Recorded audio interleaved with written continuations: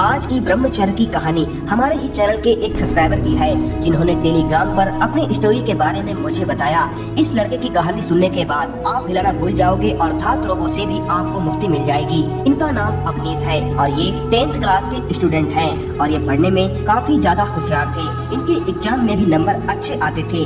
घर वाले भी अवनीश की काबिलियत से काफी खुश थे। फिर आखिर ऐसा क्या हुआ कि अवनीश का जीवन नरक से भी बदतर हो गया? आइए जानते हैं।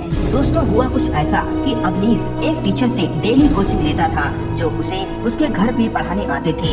एक दिन की बात है, अवनीश कोचिंग कर रहा था तो उसके टीचर ने अपना मोबाइल देते हुए अवनीश से कहा कि मेरे मोबाइल में बैटरी नाम मात्र ही बची है, अगर तुम्हारे पास इसका चार्जर हो तो मेरा मोबाइल चार्ज कर दो। अवनीश ने मोबाइल चार्जिंग पे लगा दिया। कोचिंग के बाद अवनीश के टीचर अपना मोबाइल लेना ही भूल गए और अपने घर चले गए। अवनीश के पास कोई मोबाइल तो था नहीं, तो उसे भी मोबाइल चलाने की ललक थी, इसीलिए उसने वो मोबाइल लिया और उसने वीडियो गेम खेलने लगा। इसके बाद उसने वीडियो मैनेजर के फोल्डर में जाकर वीडियो देखना स्टार्ट की, लेकिन दुर्भाग्यवश उसके सामने ऐसे वीडियोस की लिस्ट आ गई जिसे उसने आज से पहले कभी नहीं देखा था। ऐसी वीडियोस को देखकर अवनीश डर गया और उसने झट से मोबाइल रख दिया। अवनीश समझ गया कि ऐसी वीडियोस बड़े लोग देखते होंगे। उन वीडियोस को देखने के बाद उसके मन में परिवर्तन आने लगा। एक दिन की बात है, उसके मामा उसके घर पे आए। पिछली बार की तरह अवनीश ने मामा के मोबाइल में भी वैसी ही वीडियोस को पाया। अपने भाई का मोबाइल लिया तो उसमें भी वैसे ही वीडियोस को पाया। फिर क्या था, अवनीश के मन में भी वो सब करने की लालसा जाग गई। अब उसे उन वीडियोस को देखने की इच्छा होने लगी। उसने अपने पापा से कहा, पापा जी, मुझे पढ़ने में बहुत दिक्कतों का सामना करना पड़ता है, अगर हो सके तो आप मुझे एक न्यू स्मार्टफोन दिलवा दो। अवनीश के पापा ने उसकी प्रॉब्लम को समझते हुए उसे 3G स्मार्टफोन उसके बर्थडे पे उसको गिफ्ट कर दिया। मोबाइल मिलने के बाद फिर तो वह रात दिन उन्हीं वीडियोस को देखकर हस्तक्रिया करने लगा। एक दिन वह अपने कॉलेज के दोस्तों से मिला। दोस्तों ने उसको कुछ डिफरेंट वीडियोज अवनीश को दिखाई। अवनीश ने कहा, भाइयों, ऐसी वीडियो मुझे भी देखना है। तो उसके मित्रों ने कहा, ये पेड वीडियोज हैं, इन्हें देखने के लिए तुम्हें पहले मेंबरशिप लेनी होगी, जिसका तुम्हें पैसा देना पड़ेगा। अवनीश ने सोचा क्या किया जाए। अचानक उसे याद आया कि उसके पापा का एक क्रेडिट कार्ड है। वो झट से कॉलेज से घर गया और रात होने का बेसब्री से इंतजार करने लगा।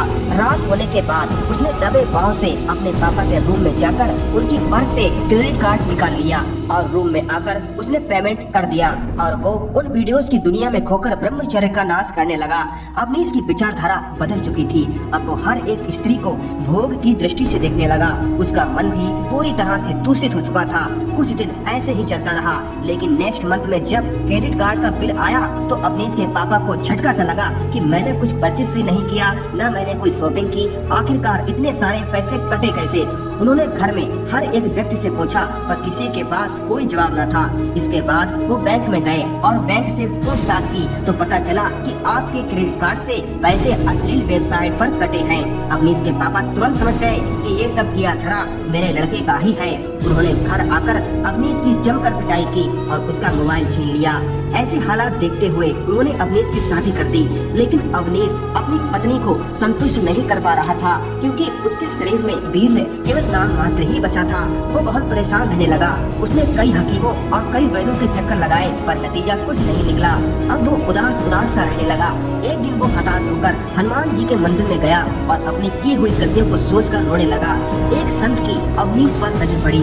उन्होंने अवनीश से रोने का कारण पूछा तो अवनीश ने अपने जीवन की सारी घटनाओं को कह सुनाया कि महाराज जी, मेरा शरीर निर्जीव जैसा हो गया है, कोई भी काम ठीक से नहीं कर पाता हूँ। जरा सा परिश्रम करने पर मेरा ब्लड प्रेशर हाई लो होने लगता है।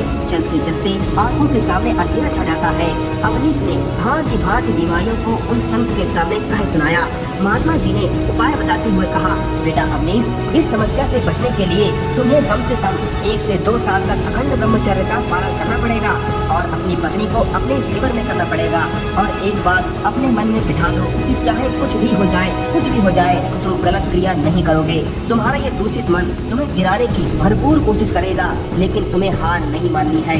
जब तुम्हारे मन को भोग नहीं मिलेगा तो ये मरने लगेगा और तुम्हारा दास बन जाएगा। लेकिन तुम्हारा मन तो अभी दूषित है, इसे साफ करना भी बहुत जरूरी है। अगर ये दूषित रहेगा तो ये तुम्हें फिर वहीं ले जाकर पटक देगा जहाँ से तुमने शुरुआत की थी। इसीलिए इसकी निर्मलता के लिए उत्तम ग्रंथों का अध्ययन करो और जितना हो सके ब्रह्म मुहूर्त में उठकर ध्यान की अवस्था में ओम मंत्र का जाप करो। और मेरे इस आश्रम पे रात्रि 8 बजे नित्य सत्संग होता है, उसे तुम डेली सुनने आना। सत्संग से तुम्हारा मन जल्द निर्मल हो जाएगा और तुम्हारे अंदर जो धात रोग है उन्हें दूर करने के लिए तुम पानी के साथ या दूध के साथ 1 चम्मच आंवला चूर्ण का सेवन करो और गलत संगत त्यागो। अपनी दिनचर्या सही करो, योगा, प्राणायाम, व्यायाम, मेडिटेशन को डेली करो, सात्विक भोजन करो, तुम्हारी हर समस्या का समाधान हो जाएगा, ऐसा मेरा विश्वास है।